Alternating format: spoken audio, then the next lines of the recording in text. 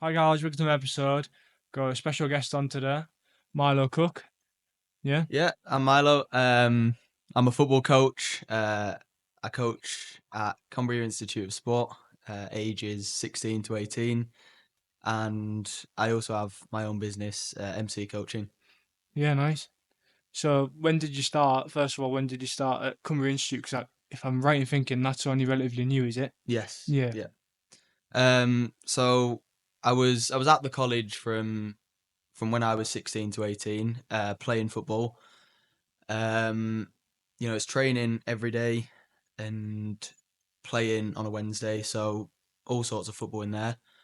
Then when I finished, whilst I have my own business, I was looking for sort of something else to do as well as running my own company. And I went into the institute as a coach now. So now I'm coaching one of the teams of the first years, playing up and down the country, training them on a Monday, Tuesday, Thursday, and yeah, it's good. Enjoying it. nice. When you obviously so you're coaching a team, what's there's obviously a big difference to one coaching. Yeah, Is it how hard is it being like a full team coach? Or put it like that way. yeah, it's different. Definitely, one-to-one coaching, you get like the personal element. You're teaching one player specific sort of technical stuff, and sort of you're tailoring it to them and what they need to work on. Whereas with a team, you've got a squad of, like 18, 20 players that Mm. you need to, as well as improving the players on their own, you need to work out what's going to work for the team. Um, so I think more than anything, the one-to-one coaching, it's easy for me. Whereas the team coaching is a completely different sort of ball game. Like, you've got to come up with tactics. You've got to pick your own team. You've got to look at other teams and how they play before you play them. You've got to come up with training sessions that are going to sort of be engaging as well as difficult, and prep you for the game as well. So yeah, it's all sorts, and it's a big jump. So I'm adapting to it. I think I'm adapting to it quite well, but it is hard, Yeah, completely I different. think it's just one of the things you have to take in your stride. I'd imagine. I think what's it like in regards to man management? How do you how do you find that? Yeah, I think it goes well with the one-to-one coaching. So when you look at that, there's a lot of, like, obviously one-on-one aspects. So you're managing singular players in the one-to-ones. So when you go into sort of teams and you've got your own team, you've sort of got that man management aspect already. Mm-hmm.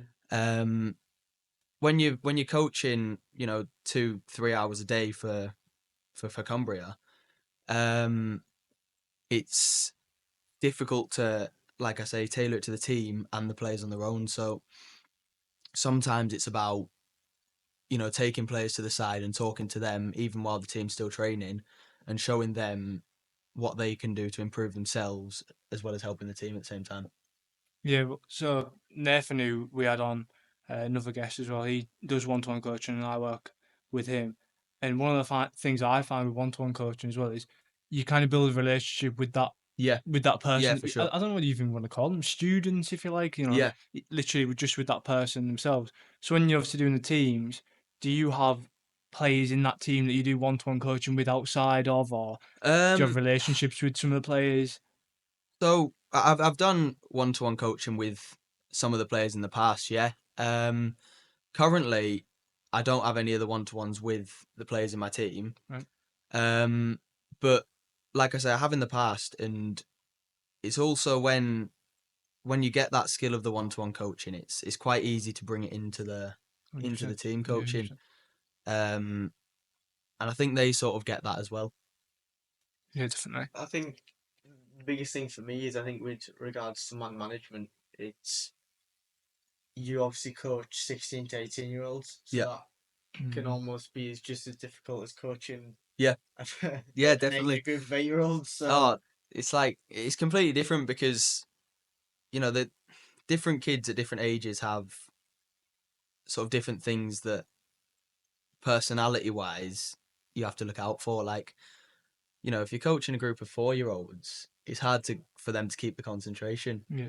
And if you're coaching a group of anyone from the age of like 8 sort of to 13, it's difficult to improve them as well as have them enjoy the session with their mates, I because found that, yeah. you know a lot of the time they're there to be with their mates and have fun as well as improving themselves. 16 to 18, I think, you know, they've played football themselves for however many years now. Like most of them will have played football for 10 plus years. So it's looking at sort of the finer things, I think, and the little things that they don't know they need to work on.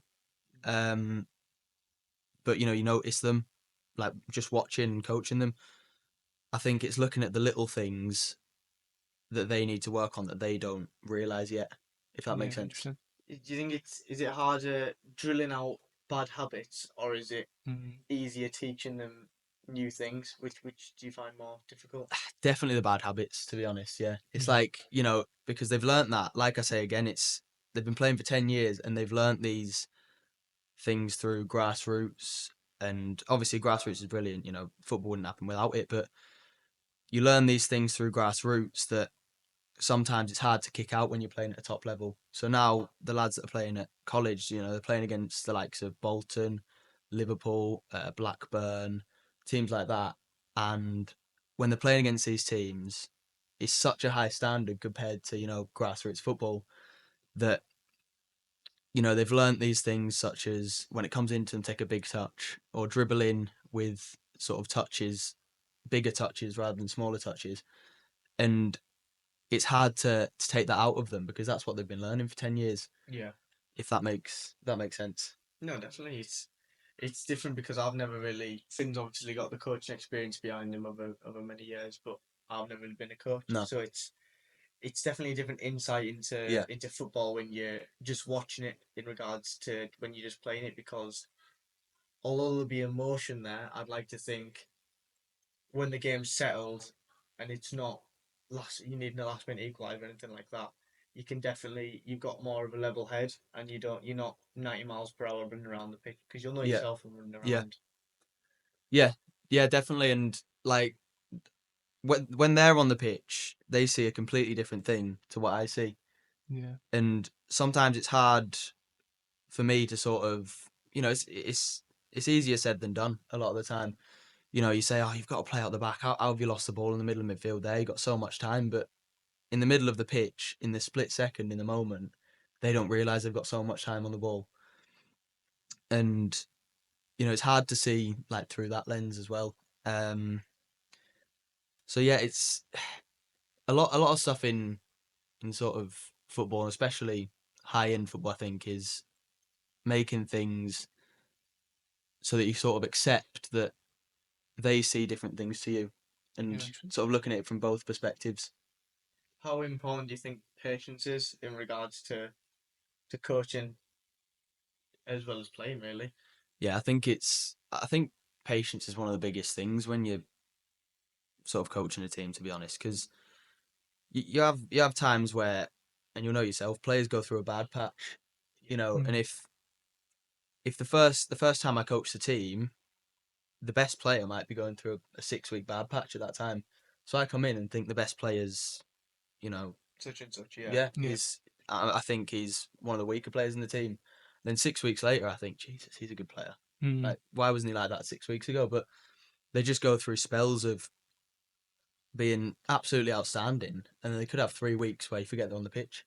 And I think that's just football, and it's like you say, it's comes down to patience, and you know, they've still got that ability. They just sometimes takes time to get it back after a bad spell. I'm gonna kind of walk this into maybe a bit more of the top leagues here. Do you think it gives you a different when you're in the pub and you hear your pals talking about, or wherever you are, and you hear them talking about Man United, or they're talking about Liverpool, or talking about with whatever football team? Do you think you think it, coaching at the level you coach, it initiates you to be able to see it from a different light that they wouldn't be able to see it from by just being a fan? Because you've got the background knowledge of knowing players do just go through a bad patch. It's not as easy as it looks on Yeah, the tin. No, I think so, but I think it is also important to listen to different opinions and different people because some people are really level headed. Like I see myself as quite level headed. If something goes poorly in a game, I'm not going to start screaming at everybody because it's just not me. But sometimes if you flip that, sometimes I'm too level headed. Sometimes I don't sort of panic enough and make a sub when I should, or make a decision when maybe I should. Whereas other players or other coaches even, um, they might make that sub because they're a bit more sort of, Bit as soon as rational, something yeah. happens, rational. Yeah, good. Yeah. Um.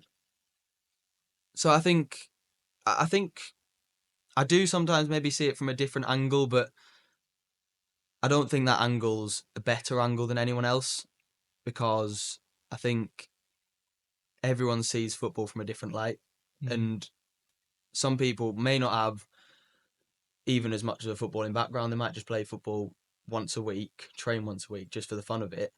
But they might still see something that you don't see, and you go, "Oh yeah, it's a good point that actually." So I think a different light, yes, but I don't think that means it's a better light. If that makes sense. No, I know what I mean. Yeah, it's different perspectives, isn't it, as well? It's Yeah, completely, definitely. from a fan to a coach. What I was going to say was straight away when you said, because mine, the coach I do is between 4 and 14, so almost, Hmm. you know, just before your age group Yeah, is how honest can you be with them? Because obviously, 16 to 18 year yeah, olds, you'd like to be able to say, yeah, you're 18 yourself, yeah, 18, yeah, 18 yourself. So you almost like to be able to say to them, right, and be brutally yeah, honest with how it is. yeah. And how do you take that? And, I think different games and different sessions and scenarios call for different things. I think sometimes I do think honesty at that age is really the best policy. Like because they can take it. If you tell if you tell a team of 10-year-olds that they've been absolutely horrendous for the first half, like they're probably not gonna no, go out and change that. But when you're coaching a group of 16 to 18-year-olds, a lot of the time that does like sort of spur them on, and a lot of the time you'll find they do want to make that change and want to prove you wrong. And if you start a lad on the bench and tell him he's on the bench because he's been shit in training this week, he'll want to, when he comes on, prove his point and get himself in the squad next week. So I do think being honest at that age is, yeah, I do think it's really important actually. Yeah. 100%. How my kind of question that sparked for me is how hard is it for you when coaching a group of 16 to 18-year-olds? Is it to almost assert a presence on the Yeah. team? Mm, Because when you, like you said, teaching a group of 10-year-olds, it's they look at you as an adult, Yeah. whereas a group of 16 to 18-year-olds are going to think mm. this guy's the same age as Yeah. me. Yeah. Yeah. It's your peer, What isn't the it? fuck's he on about? Why is he Yeah. talking Yeah. like that? No, definitely. My dad said this, or Yeah. my dad. Yeah. It's No, almost like a definitely. stamp of authority. How hard do you think it is to establish that? I think so. I've been at the college for coming on 3-4 months now. And the lads that are in the second year, I went to college with last year, so it's Yeah. like they're looking at me like I played with you last year. Why should I be listening to you? And Mm, it's that the first sort of month. I think it's not about going round bollocking him, telling him how shit they are. I think you've got to gain that respect and sort of gain that trust from everyone, if that makes sense. Um, and the first few games we did well. We got some draws, got some wins. Obviously, lost a few as well. And I think after that, and after I've sort of started explaining tactics, and I think why is a big thing in this stand. You've got to explain why you're doing something. You know, you can tell a player they're doing this, that, or the other, all you like, but when I'm 18 and they're 18, they want to know a reason. They don't want to just be told they're doing this. They want to know the reason behind it. So I think it's important for me to explain why I'm doing this and why they need to listen to me because like I say, it's about gaining that trust in the first few weeks, first month. And I think after the first month, sort of had everyone on my side. And from then on was when I started, like I say, being honest, telling them when they're doing well, making sure they know they're doing well. When they're not doing well, making sure they know that as well. Yeah. And yeah, I think at the moment, I think I have sort of gained that trust. Obviously, that can all be lost like that, but I think at the moment it's going well, and that's sort of been earned. That's kind of for me.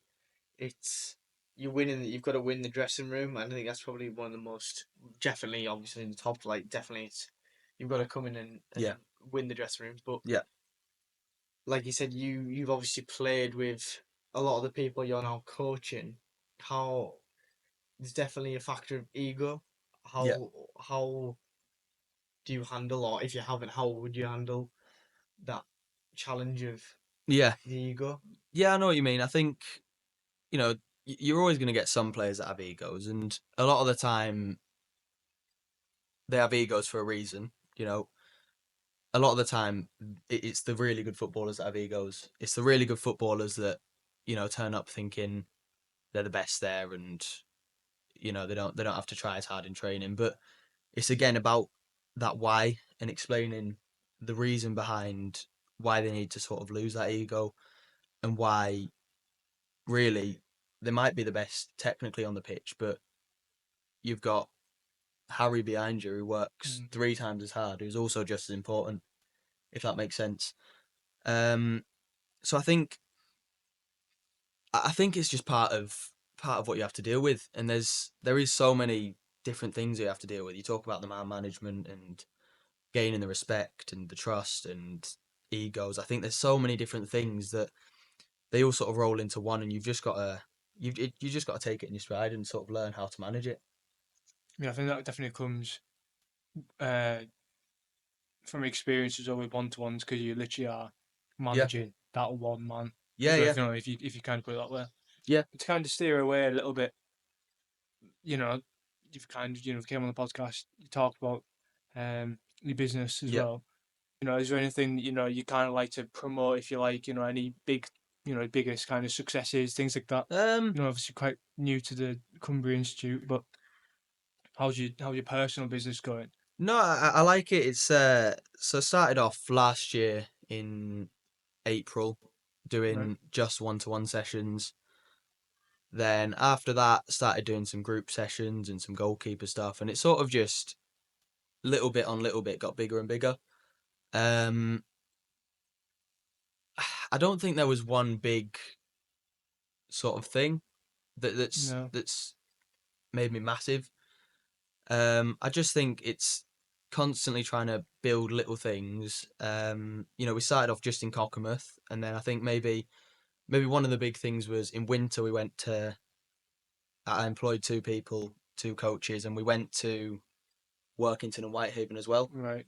So rather than just being in one place with, people don't want to travel from sort of Egremont to No. Cockermouth. That's like 40-minute drive. Yeah. Whereas if you have Cockermouth, Workington, and sort of Whitehaven, you cover all grounds And really. majority of the West as well, Well, really. exactly, yeah. Yeah. So that's I think that was a big stepping stone. But I think it's just little things constantly trying to build, and I think it's risk and reward as well. If you try and take a little step and it goes badly, then oh well, you've lost out on a little opportunity. If you try and take a massive step and it goes wrong, you've got a lot to lose. Do you know what I mean? So I don't think there's been anything massive for that reason. A big one at the moment. We're taking a group of under 10s to Paris Wow. in July. So that's the sort of the biggest thing we've got on at the minute, trying to fund that and sort of um, funds together to take them. But yeah, that's something I'm looking forward to next year. It's huge, yeah. That's a big thing, of course it is. Yeah, It's definitely it helps with what I was going to touch on in outreaching a brand, yeah, Mm. and obviously with the word outreach, it obviously sparks the word business. yeah, Obviously, you just coming out of college, obviously yeah, it's playing football 4 times a week, but it's also college. yeah. Coming straight from college and going straight into a full-time business, what do you think the hardest part about that is? The adaptation of life? I think so. Gosh. So I started the business towards the back end of college. It was in my second year of college I started it. Um, I think the difficult thing with starting it was how much I had on at the time, because I was obviously trying to earn money from the business, sort of get bigger at the same time. I had all my college work to do, plus training 3 times a week, playing games. It's like, as well as my own training and own football and own like personal life on the side, there's like so much to cram into like a week that it was a bit much at the time. But it's you've I think you've got to put work in. You'll know yourself from your podcast. You got to put work in. You got to put the hours in to sort of get to where you want to be. Mm. Um, so yeah, I think I'm looking back on it, and at the time it was difficult. But looking back on it, I'm happy I put in them hours now because it's worked out clearly. Um, 100%. yeah, Yeah, it's sacrificing short-term gain for long-term success, really, Mhm. isn't it? And it's cruel, really, in the business world, whether you Mm. class podcasting as a business world, but just in general, it's definitely, if you don't jump on the things when it's going, like if you don't jump on outreaching your brand there and then, or when you get the opportunity to, it can almost bite you yeah, in the yeah, long run, really. So yeah, it's almost, especially being so young, because 18 really is still young. It's grasping that sense of decision making, and yeah. it's not something you just learn in No, school, yeah, and finances and things like that. It's definitely, the bigger you get, the more things you have to adapt Mm. to. yeah, yeah. I think so, and I think the bigger your business gets, or the more experience you get, anything in life, really. I think the more experience you'll have, and the more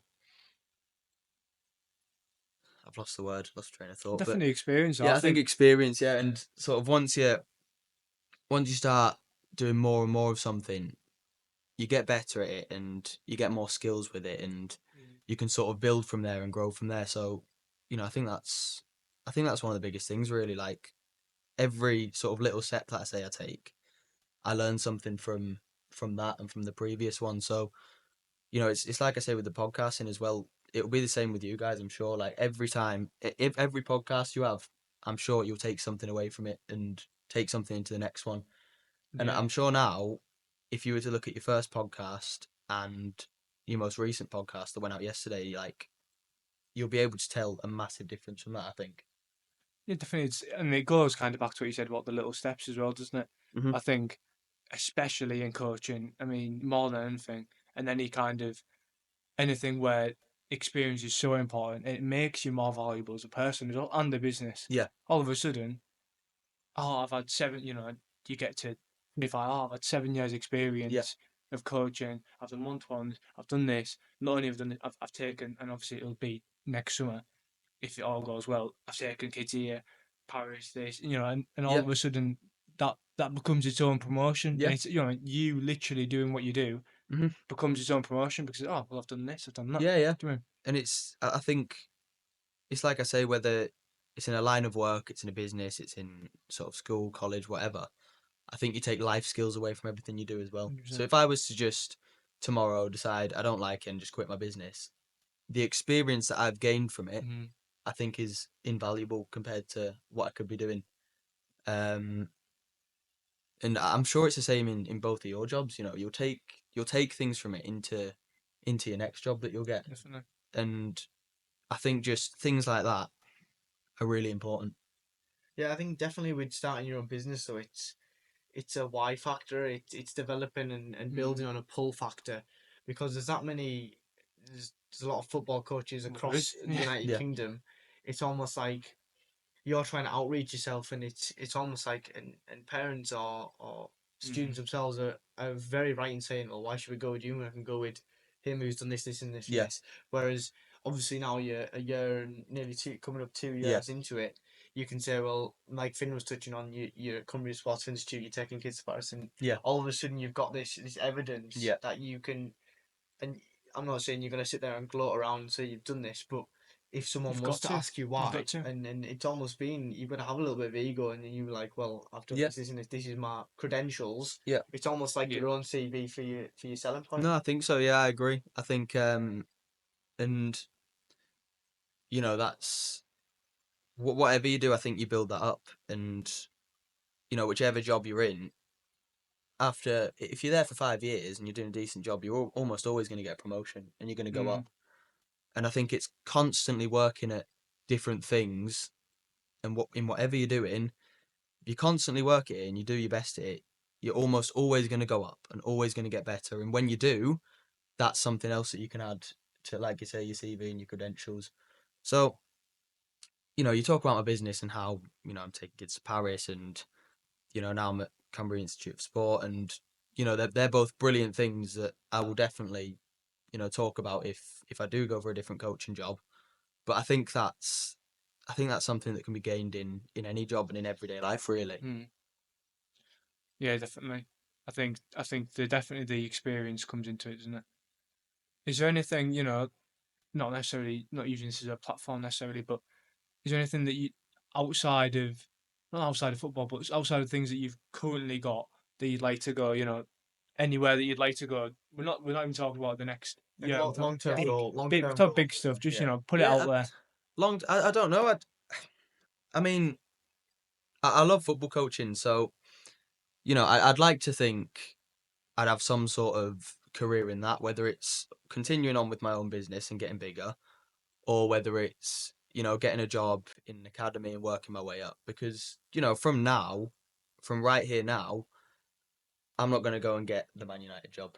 No, It's like I say, you've got to work your way up. definitely. So I think one of the next big goals is hopefully one day getting a job in an academy, and maybe even if that's an academy under 10s team, and then after 3 years you get yourselves into the academy under 16s team, then the Yeah, 18s and the 21s, and then before you know it, you're the a manager's candidate. been Yeah, sacked and you've got a chance in the first team.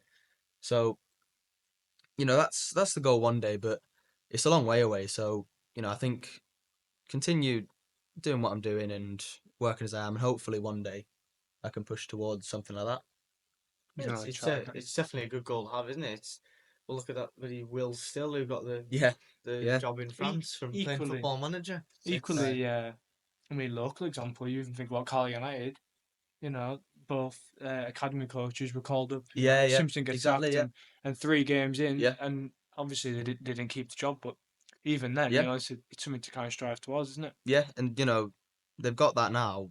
The three academy coaches that went up, they've got that now to say if they do try get another job, Yeah, they say, well, look, I've not only have I managed the academy for however long, but I've now gone in and had 3 games at professional caretaker. level with a professional football team. I've been coaching the team training for a month and a half. So Mm, it's like you say, them credentials I think are really important. I think it's almost we haven't really touched on it because we've spoken about you coaching yourself, but it's also not only that you'll obviously want to win every game. Who doesn't want to win every game? Yeah. But it's also the pressure of the people above you, and you're at an academy. It's almost like, well, if our academy's losing every single match, Yeah, yeah, we might not be as attractive as yeah. someone over in the northeast. So it's also handling the pressure of. I'm not saying you've got people above you with the hand on your shoulder, but more it's managing expectation as well. No. Yeah, I think so. And I think, you say you do want to win every game. Of course you do. But I think when you lose a game and when you draw a game, I think that's as important, if not mm. more important than winning. Because, if you win a game, you go home all happy and you have a great evening. If you lose a game, you're absolutely gutted. And the next day you look at the video footage and you work out what's gone wrong. What could we have done? Why didn't I make this sub? And then, you can improve on that. But, if you win a game, you buzz in and you watch the game back and you're like, get in, that was brilliant. But you maybe don't look at what you could have done better. So I think winning is as important as losing. As obviously you prefer to win, of course you would, but I think there's always positives to losing as well. 100%. I think one of the biggest kind of takeaways. I mean, for the audience and for everybody, I think the biggest takeaway from this is literally the experience. You were talking to the Yeah. experience of winning, losing, and drawing. So you've got the players' experience, the experience of yourself, the experience of teams. I think it's kind of a key takeaway. from from the whole thing is having that experience of different situations, different Yeah, scenarios, and and growing as a person, as a business as well. yeah, I think so for sure. I think everything you do, you can take something away from, and you put together what I've said about every job you take experience from. When you work at something for a long time, you can take experience from that into the next thing that you do. And it's when we lose a game or when something doesn't go well, you can look at why we've lost it, why it hasn't gone well, and you sort of put them two things together, experience and sort of improving yourself. And I think that there's always a takeaway from something, and there's always something that you can get from pretty much anything, really. But you learn more about yourself from your Yeah. when you lose than you do when you win. But no, I think it's been a pleasure having you on, man. If I'm being brutally honest, it's been a good conversation. It's been definitely Yeah. a different conversation to Yeah, what we've had surrounding the football episodes. But I will ask you one last question. If you'd give one piece of advice to the next guest we yeah. have on, what would it Oof. be? It can And be you have no idea. As Wow. absolutely you said. anything. On the spot. You don't know who the Um, next guest is. Just one bit of maybe advice that you've always followed or you have. Been um, not to do with footy as well. Can just be you can have a think. I think always, always look at things in a positive light. And I know that sounds a bit deep, but there's no sort of positive to being negative. I think if you look at things in a positive light, and when something goes wrong, you look at it and go, right, what could I have done better there? And that's not just in football at all. That's in life. Like, something goes badly in life. You think, is there anything I could have done? If the answer's no, then, why worry about it? Mm. If the answer's yes, then, what could you have done better? What can you do better next time? And yeah, I think that would be my bit of advice. Always look at things positively if you can. MC coaching Yeah. 2024.